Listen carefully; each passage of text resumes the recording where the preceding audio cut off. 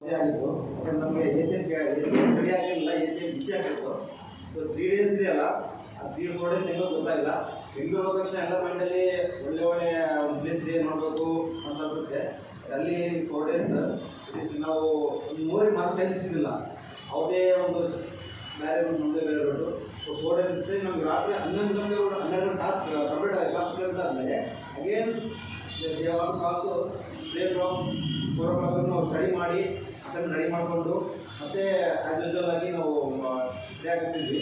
So ಅದ್ರಲ್ಲಿ ನಮಗೆ ಖಂಡಿತ ಏನಂದರೆ ಮನುಷ್ಯಗೆ ಕರೆಕ್ಟಾಗಿ ಇರಬೇಕು. ಟೈಮ್ ಮ್ಯಾನೇಜ್ಮೆಂಟ್ ಅಂದರೆ ಏನು, ಯಾವ ರೀತಿಯಾದ ಒಂದು ಸೊಸೈಟಿಲಿ ಇರಬೇಕು, ಅದಕ್ಕೆ ನಾಲೆಜ್ ಹೆಂಗೆ ಗೇನ್ ಮಾಡಬೇಕು, ಎಲ್ಲ ಥರದ ಒಂದು ನಮಗೆ ರೆಡಿಮೇಡಾಗಿ ಏನಂತಂದರೆ if you shine like sun of you have to burn like sun ಅಂತಾರಲ್ಲ, ಅದನ್ನು ಅಲ್ಕಸ್ಕೊಡ್ರಿ ನಾವು. ಸೊ ಮೇಡಪ್ ಆಫ್ ನಾವು ಡ್ರೆಸ್ಸಿಂಗ್ ಸ್ಟೈಲಿಂದ ಹಿಡಿದು ಯಾರು ಮಾತಾಡಬೇಕು, ಯಾರು ಇರಬೇಕು, ಆಮೇಲೆ ಟ್ರೈನಿಂಗ್ ಅಂದರೆ ಏನು, ಆ ಟ್ರೈನಿಂಗ್ ಕ್ವಾಲಿಟೀಸ್ ಅಂದರೆ ಏನು.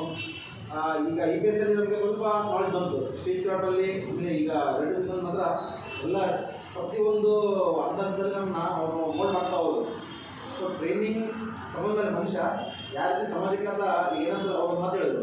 ನಮ್ಮ ಹತ್ರ ಭಾಳಷ್ಟು ಟ್ರೈನರ್ಸ್ ಇದ್ದಾರೆ. ಆ ಟ್ರೈನರ್ಸ್ ಕರೆಕ್ಟಾಗಿ ಹೋಗ್ಬಿಟ್ಟು ತೊಗೊಂಡ್ರೆ ಬಳ್ಳಾರಿ ಶ್ರೀಸರಿಯಲ್ಲಿ ನಿಮಗೆ ಅವರು ಮೆಂಬರ್ಸ್ ಕೊಟ್ಟರು, ನಿಮ್ಮ ಮಾಡಿ ಭಾಳ ಹೇಳಿದ್ದಾರೆ, ನೀವು ಪ್ರಿಪೇರ್ ಆಗಿದೆ ಅಂತ. ಸೊ ನಾನು ಹೇಳೋದಂದರೆ ಎಲ್ಲರೂ ಆ ಲ್ಯಾಡರ್ನ ರೀಚ್ ಮಾಡಿ. It is wonderful opportunity to all.